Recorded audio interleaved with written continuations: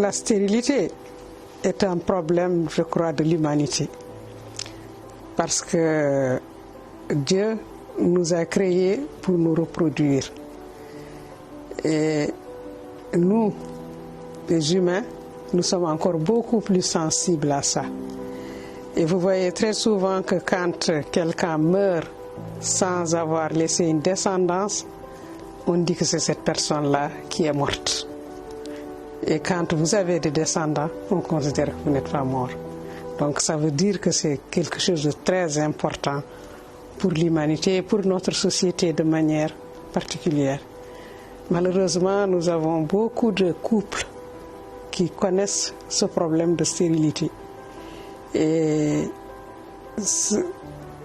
en général, c'est une question qui est taboue. Et ça pose énormément de problèmes sociaux. Parce que généralement, d'ailleurs, on pense que c'est toujours la femme qui est stérile. Et on se pose très rarement la question. Et on permet à l'homme, quand il n'arrive pas à trouver d'enfant avec une femme, de chercher une deuxième femme, une troisième, ou alors de divorcer, d'aller chercher. Alors que, normalement, on doit savoir les raisons de la stérilité et chercher à les soigner. Ceux qui ont les moyens le font. Ceux qui n'en ont pas, bien sûr, vont souffrir de cette situation. Et moi, je suis très étonnée qu'au niveau de notre couverture sanitaire, que ce problème ne soit pas pris en charge.